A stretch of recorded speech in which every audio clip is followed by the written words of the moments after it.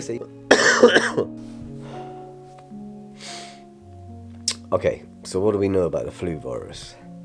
Why does it make me... Why does it make you feel so ill? It's a pretty cool thing. Viruses are, except when you've got them, of course.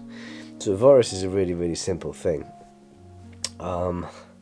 It's a short segment of RNA. It's not even DNA. It's like reverse single-stranded RNA with a nice protein shell, and it's got a few tricks up its sleeve.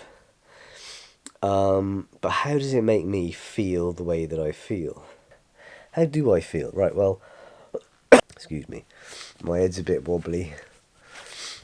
I'm really hot, so I've got a fever, my body temperature's raised, my muscles ache, my legs, my arms, my shoulders, my hands, and that's normal for me because with climbing and running and stuff, but of course I haven't been doing any of that, and yeah, I still ache. I'm tired, I'm lethargic. Doing this is actually a big effort. It's taken me ages to bring myself to do it. I'm sleepy. Did I say I'm sleepy? I haven't got much of an appetite. The flu virus, there's a whole bunch of different variants, and its biggest trick is that it evolves faster than us. One example of evolution, look at viruses. Right, so there's been an arms race over hundreds of millions of years, which we'll get to in a moment.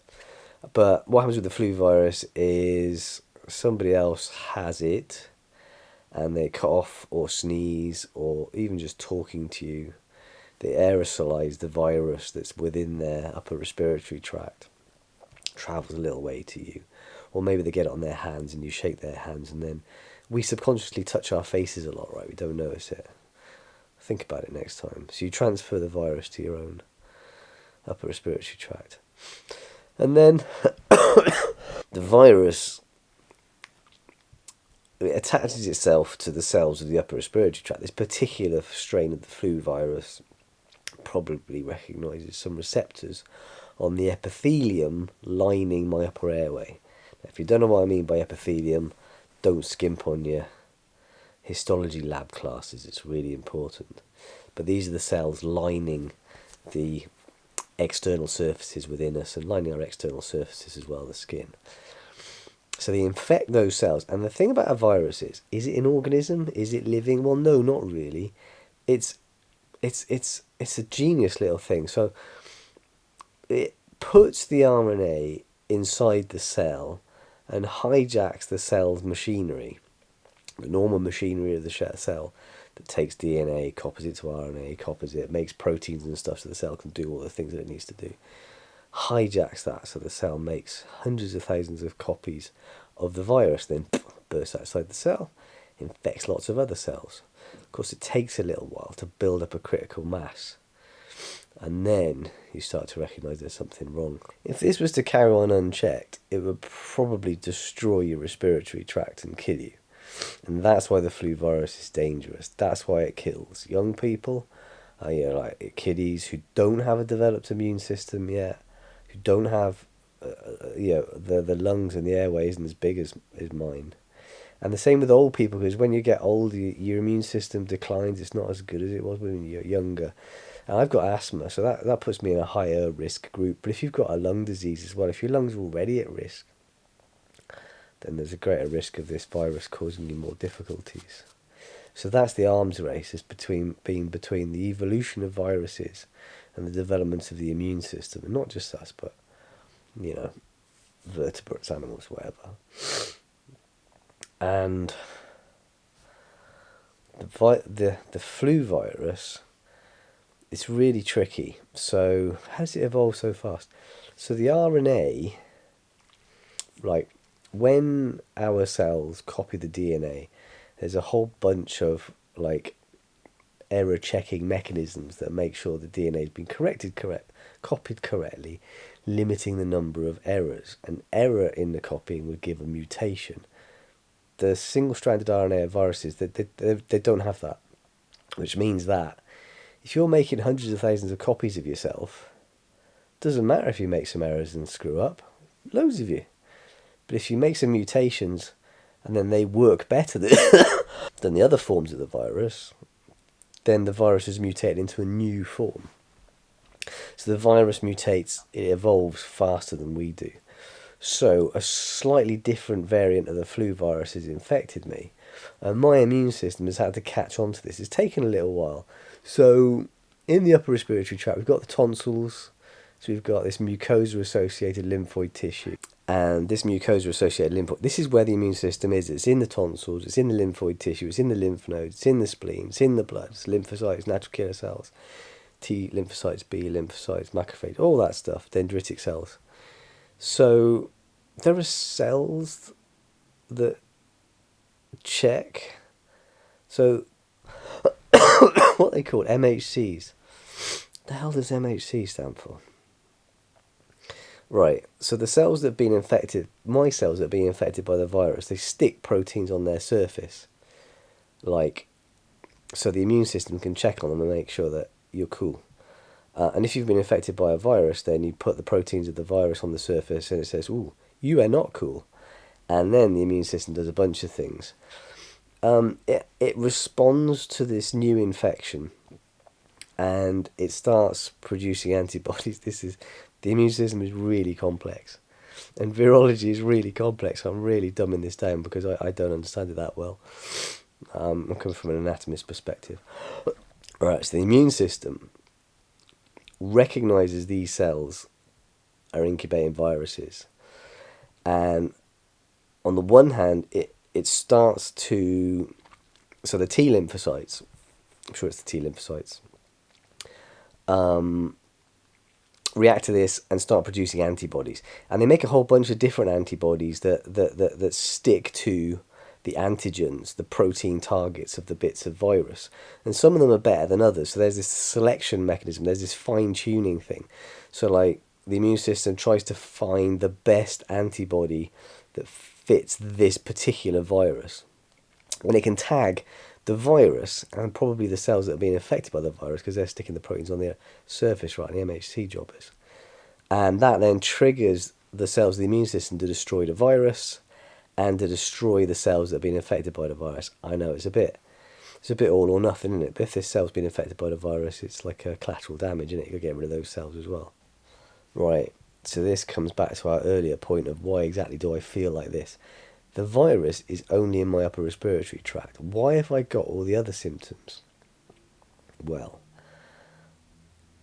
this is a significant viral infection, this influenza virus. So, because the immune system is distributed throughout your body, the immune system gets switched on by a whole bunch of cytokines and chemokines getting activated. We're talking interleukin-1, IL-1, and TNF-alpha, tumour necrosis factor alpha. Right, these things, these cytokines, these are really pretty powerful because they can pass into the blood, swirl around the body and activate the immune system. But they have some side effects. One of the side effects is on the hypothalamus in the brain, kind of in there. And the hypothalamus is like a regulatory centre in the brain. So one of its jobs, homeostasis, right? One of its jobs is to manage your body temperature because we're warm-blooded mammals. And it gets a little bit tweaked by these cytokines and it kind of resets, like turning the thermostat up a degree. So you feel really cold and shivery and you put on more layers and you cover yourself with a duvet. And you're not really cold. This is the hypothalamus saying you're supposed to be warmer. So you heat yourself up. So you get a fever, you get a temperature, like body temperature goes up by a degree. What are we normally, 37.5 degrees centigrade, and you might go up to about 38.5 or something. That TNF-alpha also knocks out your appetite, so it's having an effect on, I don't know if it's the brain part of your appetite or your gut part. Your appetite goes, but you can eat, everything works fine, and it also hits your muscles. Recent-ish studies seem to suggest that it causes degenerative effects on the muscles, which is another reason why it's more dangerous in older people. I'm a middle-aged guy. I will recover okay. I go to the gym. I do, you know what I do. But I have lost strength this week. I'm not as strong as I was. I'm down the stairs it's difficult. I don't have my normal level of strength. I could not go to the gym. So I haven't been to work since Tuesday. And one of the reasons is I couldn't get there. I couldn't drive safely because my head's all fuzzy. But I couldn't cycle there. I just haven't got the strength. So the same with the lethargy. So all these other symptoms you see around the body are actually caused by your immune system getting like switched on into overdrive, because your body recognises that it has to get rid of this virus. There's a real risk of serious problems. I guess this is where we come to vaccines, right? This is why vaccines are so cool. Vaccines are one of the greatest inventions that humans have ever made. They've saved millions of lives, hundreds of millions of lives, I don't know, probably. Think about smallpox and stuff like that. So what a vaccine does is, and I normally get, because I've got asthma, I normally do have my flu jab, if I remember, but I've done the usual thing of I'm too busy working. It's terrible, it's stupid, isn't it? You work more and look after yourself less. Anyway, so the vaccine, in some way, puts an inactive form of the virus into your body. So the virus isn't going to replicate and cause these issues. But the protein bits of the virus are going to go into the body. Your immune system is going to recognise those protein bits as foreign antigens and raise antibodies to them. So then when you do get exposed to a live version of the virus, you either won't get ill or your symptoms will be less. The reason your symptoms will be less is, so you look at the flu virus. Now what you got IgA, IgG and IgM antibodies, haven't you? I'm not very good at this. And if you have an intramuscular injection of your inactive flu virus, that's quite good at raising IgG antibodies. But it'd be better if you could raise IgM antibodies, which I think are the ones in the mucosa, because then you would respond to the normal route of infection faster. Anyway, you get my point. Vaccines are great.